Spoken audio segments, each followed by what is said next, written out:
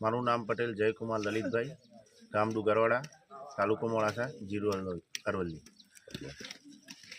3 દિવસથી વાંદરાનો ત્રાસ છે। ગામમાં 8 થી 9 જણાને કરડ્યું છે। બળદ, પશુઓ, પ્રાણીઓ આ બધાને કરડે છે, પણ હજુ સુધી 2 દિવસથી ફોરેસ્ટવાળા આવે છે, પણ કોઈ નિરાકરણ આવતું નથી કે એનું પકડવાનું કોઈ સિકંજો થતો નથી। તો આના માટે અમારા ગામમાં સ્કૂલો પણ બંધ છે અને સ્કૂલોમાં છોકરાઓને મોડાસા જવું હોય તો પણ જઈ શકતા નથી। આજ સવારે એક છોકરું કોલેજ નીકળ્યું તો એનું પણ કરડી ગયું। તો આજે આની રસી લેવી એ પણ કાઢી જાય, અહીંયા મળતી પણ નથી। તો આના લીધે અમારે કરવું શું, ના થતું હોય તો અમે અમારી રીતે આયોજન કરી દઈએ।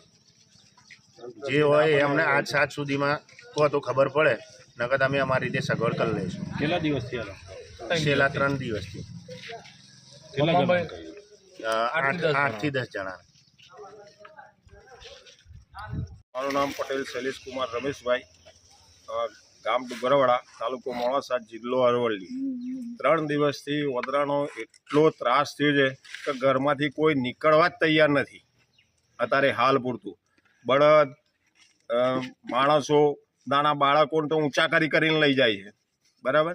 તો આ ત્રાસ થયો છે અમારા ગામમાં, અને તંત્રવાળા આવ્યા છે 2 દિવસથી, તો કોઈ એનું રિઝલ્ટ મળતું જ નથી અમને। તો અત્યારમાં સવારમાં એ 2 જણને સટાસટ કઈડીને જતું રહ્યું, કોલેજ નીકળ્યા હતા છોકરાઓને। તો તંત્રના જો ના બનતું હોય તો અમે અમારી રીતના અમને છૂટ આપી દો તો અમે કરી લઈએ। તમારી માંગ શું છે? સ્કૂલો બંધ છે, તમારી માંગ શું છે? અમારી માંગ છે તાત્કાલિક આનું નિરાકરણ થવું જોઈએ। શૂટ એન્ડ સાઇટ ગમે તે શૂટ એન્ડ સાઇટ કરી દો। આ તો બહુ ત્રાસ છે, એક કેસ વધી જ છે, 10 કેસ થઈ ગયા અમારા ગામમાં। દીપડો પકડાઈ જતો તો વધરું છે। આ તો દીપડો પકડાઈ જાય તો વધરું ના પકડાય। ઓકે, બોલો બોલો। મારું નામ રાજા પટેલ, હું ડુગરવાડા ગામનો રહેવાસી। છેલ્લા 3 દિવસથી ગામમાં કપિરાજનો આતંક વધી રહ્યો છે।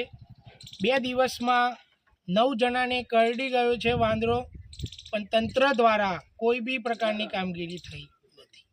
તંત્ર આવ્યું છે પણ કામગીરી થતી નથી।